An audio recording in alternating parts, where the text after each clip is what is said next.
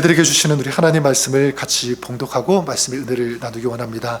오늘 저와 여러분들이 봉독하실 또 주님께서 주시는 말씀은 신약 성경 누가복음 17장 11절에서 19절까지 말씀인데요. 제가 11절 읽고 우리 19절까지 한 절씩 교독하도록 하겠습니다. 예수께서 예루살렘으로 가실 때에 사마리아와 갈릴리 사이로 지나가시다가 한 마을에 들어가시니 나병 환자 10명이 예수를 만나 멀리 서서 소리를 높여 이르되 예수 선생님이여 우리를 불쌍히 여기소서 하거늘 보시고 이르시되 가서 제사장들에게 너희 몸을 보이라 하셨더니 그들이 가다가 깨끗함을 받은지라 그 중에 한 사람이 자기가 나은 것을 보고 큰 소리로 하나님께 영광을 돌리며 돌아와 예수의 발 앞에 감사하니 그는 사마리아 사람이라. 예수께서 대답하여 이르시되 10사람이 다 깨끗함을 받지 아니하였느냐? 그 9은 어디 있느냐? 이 이방인 외에는 하나님께 영광을 돌리러 돌아온 자가 없느냐? 19절 같이 읽겠습니다. 그에게 이르시되 일어나 가라 내 믿음이 너를 구원하였느니라 하시더라. 아멘. 네, 하나님의 말씀입니다. 오늘은 2025년 추수감사주일입니다. 추수감사주일은 1621년 미국에 건너온 청교도들이 이제 감사하는 마음으로 이제 시작하는 것으로 알고 있는데, 또 공식적인 추수감사절 연휴 지정한 것은요 1863년 10월 3일 아브라함 링컨 대통령이 추수감사절 이 선포문을 이제 통해서 제정하게 되었다라고 알려졌습니다. 그 당시에 우리가 알다시피 남북 전쟁이 있었죠. 경제적으로 굉장히 어려운 식량, 연료 모든 것이 부족하고 나라의 미래가 보이지 않을 만큼 아주 어두운 그런 시대였는데, 그때 링컨 대통령은 전쟁의 이런 참혹함 속에서도 하나님께서 함께 하신다라고 하는 어떤 그런 마음으로 또 그런 날을 정하자 그렇게 제안했고요. 역사적인 선언문을 발표하게 되는데, 선언문에서 이렇게 말합니다. 상황은 너무나 어렵지만 하나님의 손길이 여전히 이 나라 위에 있다는 사실 자체가 감사의 이유입니다. 그래서 청교도들 뿐만 아니라 링컨 대통령 또 그 당시의 사람들, 그 공통된 그 마음이 뭐냐면 그들은 무엇을 선택했냐면 감사를 선택했다라는 것을 알 수가 있습니다. 저는 그런 맥락에서 오늘 읽은 누가복음 17장 말씀 좀 같이 나누면서 메시지를 발견하기를 원하는데요. 예수님께서 사마리아 그리고 갈릴리 사이를 지나서 예루살렘으로 가실 때, 그때 13절에 보면 10명의 나병 환자가 예수님에게 소리를 치죠. 우리를 불쌍히 여기소서, 우리를 불쌍히 여겨달라고. 이 나병은 당시에 저주받은 질병으로 인식이 되었던 그런 질병입니다. 그리고 나병 걸린 사람들은요 공동체, 가족들하고 분리가 되어야 돼요. 단절되어서 이제 빈들이라든가 외부에서 혼자 살아가는 그런 사람, 그러니까 몸도 아픈 것, 굉장히 힘든 고통이지만 사랑하는 사람들, 사랑하는 가족들과 분리되어지고 단절되어서 헤매고 다니는 그런 그들의 삶, 그들의 고통은 이루 말할 수 없었을 거예요. 이런 고통이 있었기 때문에 이런 고통에서 벗어나고 싶어서 예수님께 간절히 외친 것이죠. 우리를 불쌍히 여겨주옵소서. 그런데 가슴이 아프기는 주님도 마찬가지였던 것 같습니다. 그래서 주님은 아무것도 따지지 않고 심지어 다른 환자, 그 병든 사람들에게는 네가 다시는 이런 죄를 짓지 말라 이렇게 말씀하시면서 병을 고쳐줬는데, 이들에게는요 아무 말씀도 하지 않고, 그리고 부탁도 없으신 채 가서 제사장들에게 너희 몸을 보이라 이렇게 말씀하세요. 자, 이것은 제사장들에게 가면 제사장들이 너희를 고쳐줄 것이다 라는 그런 의미가 아니라, 이것은 예수님께서 그들에게 치유를 선포하시는 거예요. 너희가 고침을 받을 것이다. 자, 어떻게 알 수 있냐면 14절 뒤에 나오는 하반절에 이렇게 말씀하죠. 그들이 가다가 깨끗함을 받은지라. 나병 환자들이 제사장에게 가게 되는데, 가기 전에 어떻게 되었다는 거죠? 치유함을 받은 거예요. 깨끗함을 받은 것입니다. 이렇게 예수님의 말씀을 듣고 순종했을 때 그들은 치유를 경험할 수 있었다. 뿐만 아니라 제사장에게 가라라는 것은 무엇이냐면, 당시 이 제사장은 나병 걸린 사람들이 병에 걸렸다는 것을 진단하고 판결을 하게 돼요. 그리고 그들이 만약 다 낫게 되면 다 나았다는 것을 증명하고 판정을 하게 되는 그 역할이 이 제사장들에게 있었기 때문에 그들에게 간다는 것은 무엇이냐면 이제 병이 나은 것뿐만 아니라 끊어졌던 그런 공동체의 그 관계, 가족들과의 그 관계에 다시 연결되어지는 거예요. 그들을 만날 수 있게 된 것입니다. 회복되어지게 된 것이죠. 뿐만 아니라 다 깨끗하게 나았으니까 이제 예배에도 제사에도 정상적으로 참여할 수 있게 되었다. 완전한 회복입니다. 정말 은혜로워요. 나병 환자들을 위한 그 주님의 사랑, 그 주님의 긍휼, 또 주님의 말씀을 듣고 제사장에게 달려가는 이 10명의 즉각적인 이 사람들의 행동, 너무 은혜로운, 또 가다가 완전히 깨끗함을 받았잖아요. 그게 이 이야기의 스토리의 절정인 것입니다. 자, 그런데 오늘 말씀의 그 이야기는요, 여기서 끝나지 않죠. 어떻게 진행이 되냐면 나병에서 깨끗함을 받은 10명 중에서 그 중에 한 사람이 예수님께 다시 돌아오게 됩니다. 그게 바로 15절과 16절 말씀인데 이렇게 말씀하고 있죠. 그 중에 한 사람이 자기가 나은 것을 보고 큰 소리로 하나님께 영광을 돌리며 돌아와 예수의 발 앞에 엎드리어 감사하니 그는 사마리아 사람이라. 나음을 입은 사람들 10명 중에 한 사람이 돌아와서 어떻게 한다는 거죠? 하나님께 영광을 올려드리고 돌아와서 예수님 발 앞에 무릎 꿇고 감사합니다. 고백한 거예요. 자, 그때 예수님께서 이렇게 질문하세요. 17절 말씀인데 한번 읽었지만 17절 말씀 다시 한번 같이 읽어보도록 하겠습니다. 같이 읽어볼까요? 시작. 예수께서 대답하여 이르시되 10사람이 다 깨끗함을 받지 아니하였느냐? 그 9은 어디 있느냐? 자, 질문하시죠. 10사람이 다 깨끗함을 받지 아니하였느냐? 9사람은 어디 있느냐? 질문하세요. 예수님께서 그들이 어디에 있는지 잘 모르셔서 이렇게 물어보신 것일까요? 아니면 좀 섭섭하셔서 이렇게 질문하신 것일까? 저는 아니라고 생각합니다. 주님은 그런 분이 아니에요. 여러분, 성경에 나오는 다른 이야기들, 다른 말씀들을 보면 예수님께서 누구를 고쳐주시고 이렇게 반응한 적이 없으세요. 근데 지금은 그 9은 어디 있느냐? 이렇게 질문하시는 거예요. 자, 무엇 때문에 이렇게 질문하실까? 저는 이유가 있다라고 생각합니다.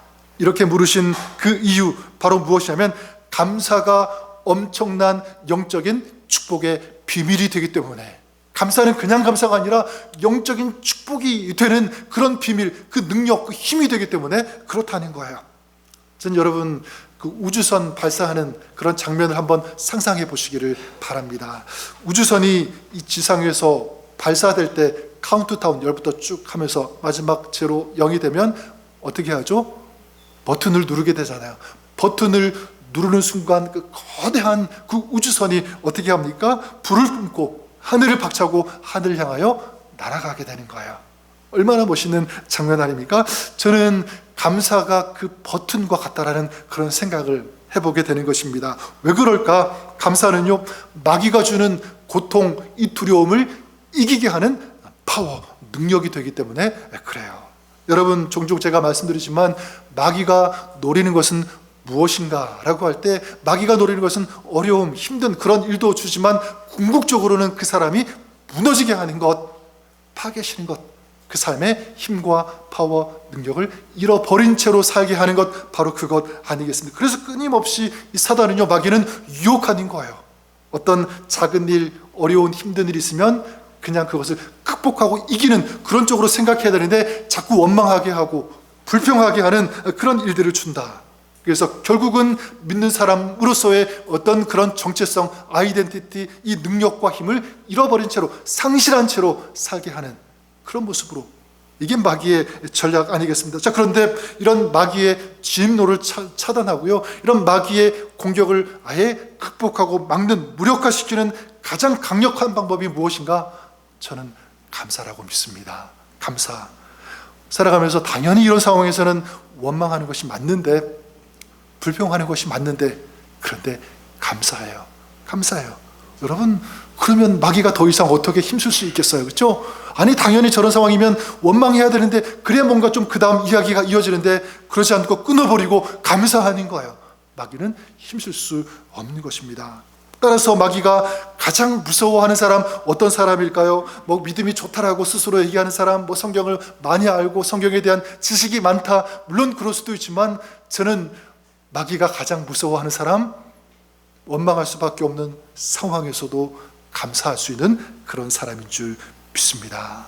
또한 이 감사가 커다란 영적인 축복이 되는 이유가 무엇이냐면, 물론 다른 여러 가지 이유가 있겠지만 그 중에 한 가지 또 꼽으라면 바로 이 감사가 하나님을 영화롭게 하기 때문에 그래요. 사람의 그 말과 표현들 가운데 그냥 의미를 둘만하지 않은 그런 말들, 표현들 많이 있습니다. 들었다가도 그냥 쉽게 잊혀버리는 그런 말들이 많이 있잖아요. 그죠? 중요하지 않은. 그런데 여러분, 감사는 그렇지 않다라는 거예요. 감사는 단순히 한마디의 말이 아니에요. 감사는 그냥 감사하다는 말을 건네는 그 정도에 그치지 않는다.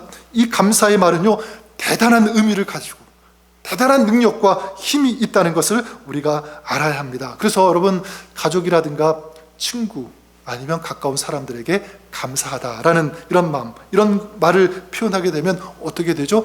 분명히 말 한마디 했는데 그 말 한마디가 마음을 따뜻하게 이렇게 휩싸는 거예요. 그죠?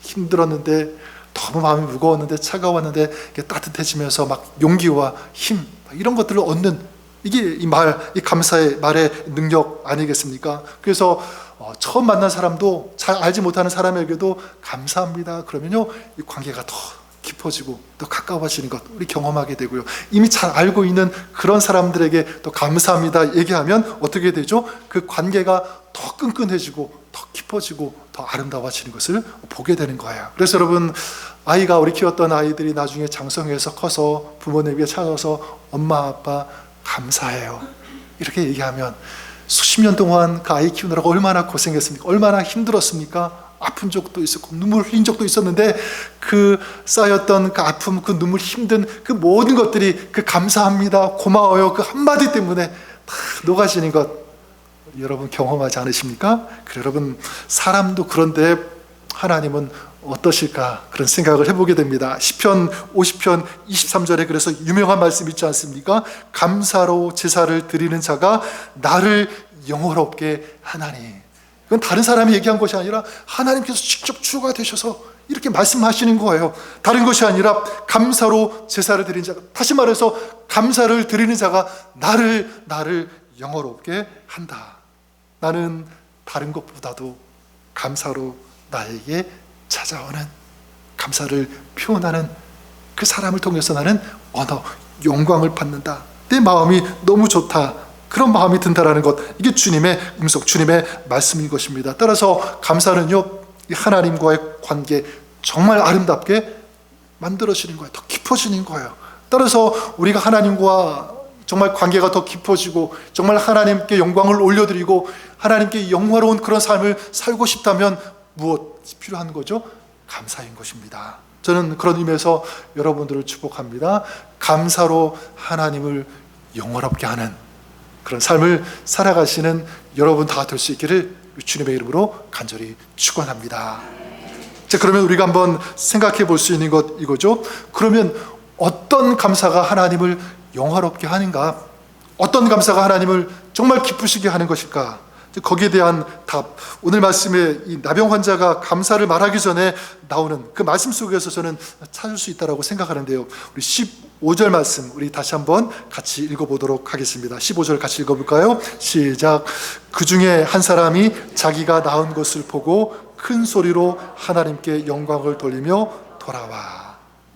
하나님을 영화롭게 하는 감사의 모습, 좀 두 가지를 볼 수가 있는데, 첫 번째가 무엇이냐면 나의 이전의 모습을 기억하는 것, 잊지 않는 것, 이것을 근거로 감사는, 이게 진짜 감사인 것 같아요. 그래서 15절 다시 보시면 한 명의 나병 환자가 예수님께 감사하기 전의 모습 어떻게 설명합니까? 그 중에 한 사람이 자기가 나은 것을 보고, 자기가 나은 것을 보았다. 자, 무슨 의미가 있는 거죠? 지금 깨끗하게 나았는데 지금 이런 모습인데 이전의 모습 어땠는지 그걸 기억하고 있는 것, 잊지 않았다는 것입니다. 이전에 내가 얼마나 힘들었고 얼마나 참담한 그런 인생, 그런 시간들을 보내왔는지 이 나병 환자는요 지금 잊지 않는 거예요. 알고 있는 거예요. 근데 다른 9명은 그 낳는 순간 자신들이 지금 어떤 시간을 보내왔는지, 얼마나 힘들었는지를 잊지 않았을까. 그래서 예수님께 오지 않은 것, 그렇게 상상을 해보는데, 자, 그런데 이 한 명은 그렇지 않죠. 은혜를 받기 전, 치유받기 이전에 나의 모습이 어땠는지 생생하게 기억하고 있었던 거죠. 아까 전에 말씀드렸던 것처럼 나병은 그냥 나병이 아니라 관계, 이 공동체의 그런 연결, 이 모든 것이 완전히 중단되어지고 끊어진 그런 상태, 혼자 외롭게 힘들게 투병하면서 살아가는 그런 삶을 살았던 거예요. 그게 내 모습이었는데, 그랬던 내가 이렇게 고침을 받았다, 이거예요. 그러니 어떻게 감사하지 않을 수 있는가? 이게 한 명의 마음이죠. 그래 여러분, 정말 아름다운 신앙은 무엇일까 이렇게 생각해 볼 때 여러 가지가 많이 있겠지만 가장 강력하고 가장 향기가 나는 그런 모습, 저는 이것이라고 믿습니다. 바로 은혜를 기억하는 것. 그래서 그 은혜를 기억함으로 감사하는 것. 여러분, 솔직히 우리도 한번 생각해 보세요. 우리가 이전에, 예수 믿기 이전에, 예수님을 알고 믿기 이전에, 하나님의 그 은혜를 경험하기 전에, 하나님께서 우리를 불러주시기 이전에 나의 모습이 어땠는지, 정말 비참한 모습이죠. 죄로 인하여 마땅히 죽을 수밖에 없는, 죄의 구렁텅이 가운데 신음하면서 고통당하면서 그 죄의 결과 사망에 이를 수밖에 없는, 이게 우리 인간의 실존 모습이었거든요. 자, 그런데 그런 우리를 위해서 주님께서 어떻게 하셨습니까? 우리와 똑같은 육신의 몸을 입고 이 땅에 오시는 거죠. 우리가 당해야 될, 우리가 짊어져야 될 그 죄의 십자가를 예수님께서 지시고, 거기에서 몸이 찢기시고 피를 흘리시면서 우리를 위해서 죽으시고 부활하신 줄 믿습니다. 이 은혜 때문에 우리가 죄 사함을 받은 거고요, 그리고 하나님의 자녀가 된 것이고 구원받을 수 있게 된 것인 줄 믿습니다. 영원한 생명을 가질 수 있게 되었다. 주님께서 허락하신 거예요. 얼마나 감사합니까? 여러분, 우리가 지금까지 살아온 지난 날들을 한번 생각해 보아도 좋을 것 같아요. 지금까지 우리의 삶, 물론 좋은 것도 있었고 행복한 그런 기억들도 많이 있겠지만, 그렇지 않은 힘든 어려운 그런 순간들 얼마나 많이 있었습니까? 하지만 그 가운데서도 누가 우리를 붙들어 주셨기 때문에 여기까지 올 수 있었던 거죠? 하나님께서, 우리 주님께서 함께 하시고 지켜주셨기 때문에, 붙들어 주셨기 때문에 여기까지 올 수 있었다라는 거예요. 저도 지난 시간 이렇게 쭉 생각해 보니까 여러분 많이 기도해 주셔서 너무 감사한데, 작년 9월 달 제 아내가 이제 이 대장암 수술을 받게 되지 않았습니까? 근데 그 시점에서 참 많이 이 생각까지 사고가 많이 달라진 것 같아요. 지금까지 그전에는 같이 사는 것, 같이 식탁에서 밥 먹는 것, 이런 시간, 이게 당연한 것처럼 여겨졌는데, 그런 시간을 경험하니까 아니에요. 한 시간 그 순간순간이 모두가 얼마나 감사한지. 지금도 마찬가지. 같이 함께 할 수 있는 그 시간, 다른 것 없어, 부족한 거 많이 있어도 그냥 같이 있는다는 그 자체가 얼마나 감사한지. 여러분, 사도 바울이 나 된 것은 오직 주님의 은혜였습니다 라고 고백하지 않았습니까? 저는 이 사도 바울의 고백이 오늘 우리의 고백이 되었으면 좋겠습니다. 하나님, 지금까지 내가 걸어올 수 있었던 이 모든 것이 주님의 은혜입니다. 하나님의 은혜입니다. 감사합니다 라고 고백하는 이런 삶 살아가시는 여러분 될 수 있기를, 이런 삶을 통해서 하나님께 영광 올려드리면서 하나님을 영화롭게 하는 그런 여러분의 삶이 될 수 있기를 우리 주님의 이름으로 간절히 축원합니다. 또 한 가지 하나님을 영화롭게 하는 감사, 무엇이냐면 감사하기 어려울 때 하는 감사가 아닐까, 그런 생각을 해보게 됩니다. 도저히 감사할 수 없는 상황, 그런 상황 속에서도 감사할 수 있는 것. 그래서 15절을 다시 보시면 10명 중 한 사람이 자기가 낳은 것을 알고 다시 돌아와서 감사했다.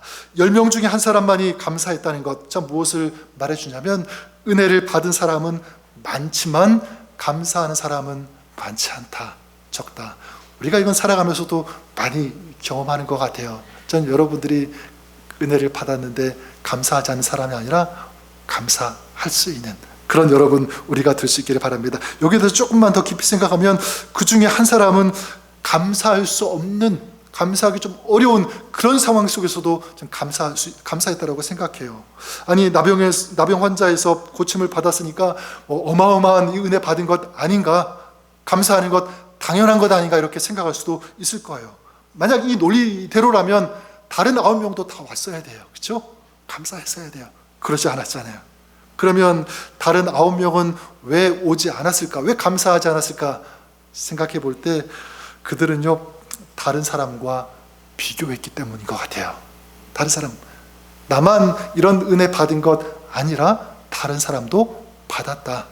나만 이거 누리는 것 아니라 다른 사람도 누리고 있다. 계속 비교하는 거예요. 사실 엄청난 그 은혜를 받았는데 다른 사람도 가지고 있고 다른 사람도 누리고 있고, 그러니까 그 은혜가 크게 와닿지 않았다는 것입니다. 자, 그런데 이 한 명의 나병 환자는 달랐죠. 이 사람은요, 다른 사람이 경험하고 있는 것을 보지 않았어요. 자기가 경험한 그 은혜를 보았고, 또 다른 사람이 가지고 있는 것을 보고 비교하고, 저 사람이 더 크네, 나는 작네, 자꾸 이런 생각을 가지고 본 것이 아니라 지금 하나님께서, 주님께서 나에게 주신 것, 그것을 보고 있는 거예요. 하나님께서 나에게 주신 것이 얼마나 큰지, 얼마나 소중한지 이것만 생각하고 바라보면서 감사할 수 있었다. 어떻게 보면 다른 9명처럼 감사할 수 없는, 이게 어쩌면 당연한데 그런 상황인데 이 사람은 그렇지 않은 거예요. 감사할 수 없는 상황 속에서도 하나님께 감사하는 이 모습. 저는 우리가 삶을 살아가다 보면 수많은 요인들, 우리가 영향을 받는 것 같아요. 그래서 어떤 환경이라든가 상황, 어떤 문제, 그 일들 영향을 받고, 그래서 그 상황이 주는 그런 메시지, 그 힘에 이끌려가는 그런 경우가 참 많이 있는 것 같아요. 근데 안타깝게도 좋은 것보다는 부정적인 것, 좋은 것보다는 좋지 않은 어떤 그런 부정적인 영향을 주는 것에 더 영향을 많이 받고 거기에 이끌려가는, 거기서 자꾸 메시지를 듣는, 아, 이런가 보다, 그렇게 생각하는 경우가 많이 있습니다. 결국 표면적인 것, 중요하지 않은 것, 이런 것에 자꾸 마음이 이끌려가고요, 영향을 받게 되고, 그것이 주는 그 음성을 자꾸 듣다 보면 그 인생은요, 좋은 쪽으로 가지 않고 자꾸 고통으로, 힘든, 패배로 가는 그런 모습도 참 많이 보지 않습니까? 그래서 성경은 우리에게 뭐라고 말씀합니까? 범사에 감사하라. 범사에 감사하라. 이게 무슨 무조건 너희가 감사해라, 그런 뜻 절대로 아니에요. 여러분, 어떻게 무조건 감사할 수 있겠습니까? 만약 무조건 그래 감사해야 돼, 이건요, 자기 감정을 속이는 것이 될 수가 있어요. 도저히 감사할 수 없는데 그래 감사해야 하라고 했으니까 감사하는 것, 자기의 감정을요 조작하는 것처럼 보일 수도 있을 것입니다. 성경은 그것을 요구하는 것이 아닙니다. 지금 힘든데, 어려운데 어떻게 감사할 수 있어요? 그럼에도 불구하고 범사에 감사하라. 그게 무슨 말입니까? 주변에 감사할 수 없는 그런 상황들이 많이 있지만 그럼에도 불구하고 그 상황 속에서, 너의 환경 속에서 감사할 수 있는 그것을 바라보라. 거기에 반응해라. 그것을 볼 수 있어야 된다. 이거예요. 그 요청인 거예요. 그 백화점 JCPenney 여러분 잘 아실 거예요. 저희 가족도 미국에 처음 와서 가격도 굉장히 상대적으로 저렴하고 품질도 좀 괜찮았던 것 같아요. 그래서 굉장히 많이 이용했는데, 그 제임스 캐시 펜이라는 분이 설립했는데 1902년 4월 14일 와이오밍주 캐머러라는 그 도시에서 The Golden Rule이라고 하는 그 간판을 걸고 이제 그 잡화점을 이제 시작한 거예요. 그렇게 시작되었는데, 골든 룰, 남에게 대접을 받고자 하는 자는 남을 그렇게 대접하라. 그래서 손님을 대할 때 그런 마음으로 해야지 생각하고 결단하고 그 이름을 그렇게 세웠다고 합니다. 1913년도에 이제 JCPenney 컴퍼니 이제 명으로 법인을 설립하게 되고요. 1927년도에 뉴욕 증권거래소에 상장을 하게 되고 이렇게 발전했다고 합니다. 근데 계속 좋았던 일만 있었던 것이 아니라 55세가 되던 이분이 1929년 증권 파동이 일어났대요. 증권 파동이 일어날 뿐만 아니라 상황도 안 좋은데 거기에다가 자기가 좀 실수를 해가지고 어마어마한 재산, 어떤 그를 잃게 되었다는 거예요. 고민하고 막 너무 힘드니까 막 불면증에 시달려가지고 뭐 수면제를 먹지 않고는, 진정제를 먹지 않고는 잠을 이룰 수 없을 만큼, 그래서 죽음의 공포에 떨면서 그렇게 살고 있었는데, 한 번은 그 병실에 있었는데 병실 어떤 예배실에서 들려오는 성경 읽는 소리, 찬송하는 소리, 기도하는 소리를 들은 거예요. 그 순간, 그걸 딱 듣는 순간 영적으로 번쩍하고 깨어났다라고 고백을 합니다. 나중에 고백하는데 그때 그것은 참 기적이었습니다. 그때까지는 어둠밖에 없었는데 그 순간부터 제 삶 가운데 빛이 비추면서 마치 지옥에서 천국으로 옮겨지는 느낌이었습니다.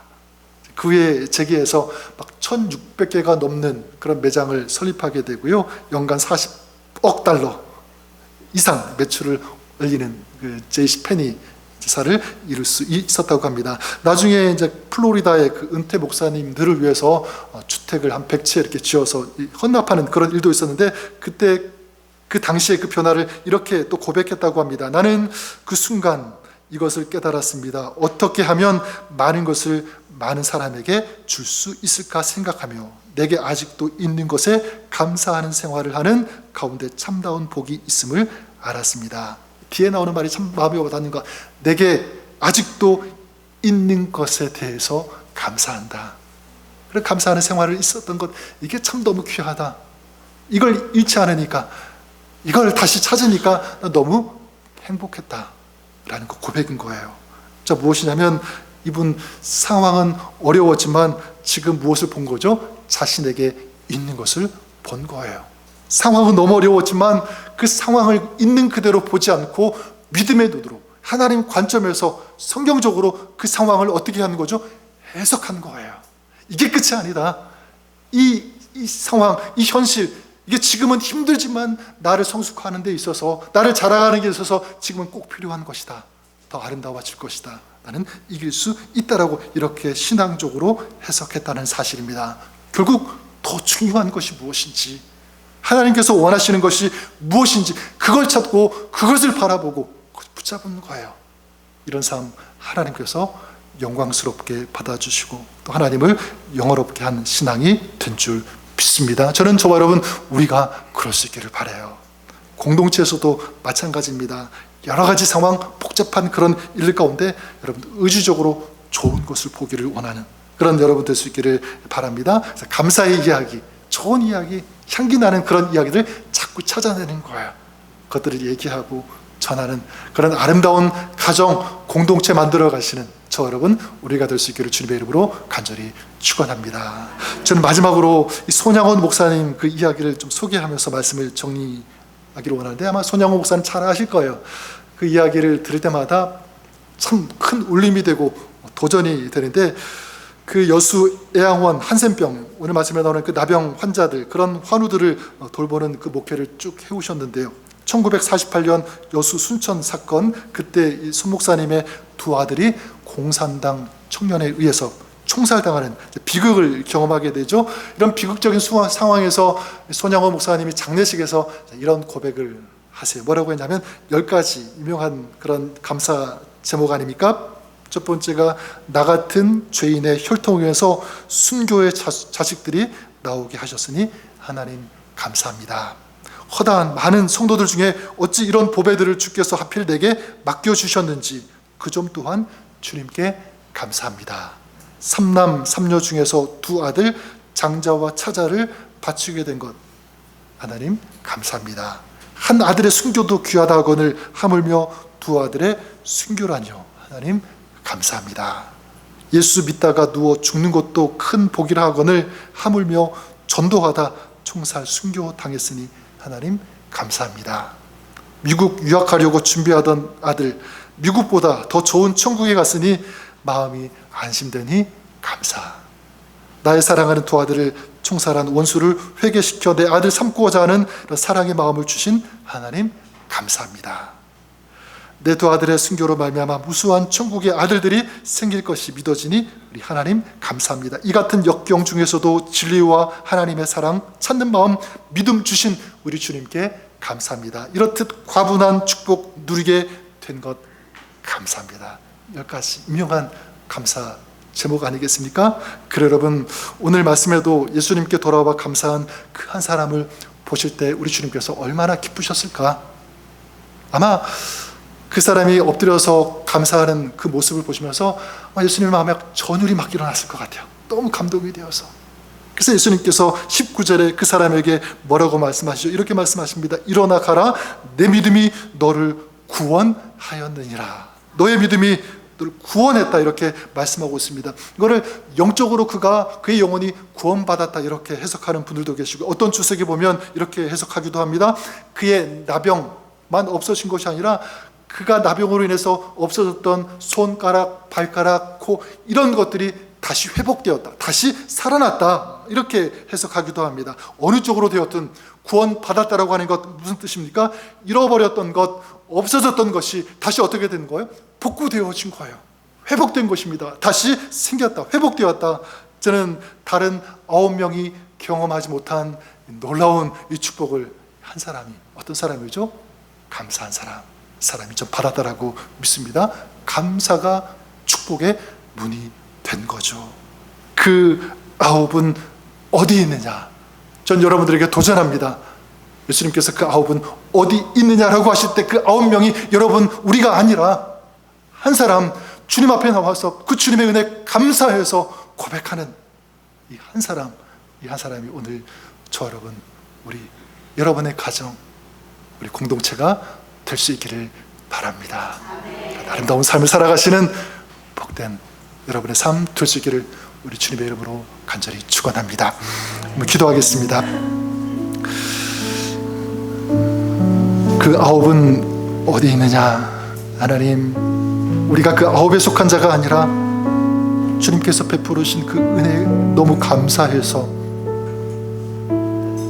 나의 연약함, 지난 시간들 돌아보면서 모든 것이 하나님의 은혜입니다라고 고백하는, 감사하는, 그죠? 오늘 우리의 신앙, 우리의 자녀들, 우리 가정, 우리 공동체가 그렇게 될 수 있기를 간절히 원합니다.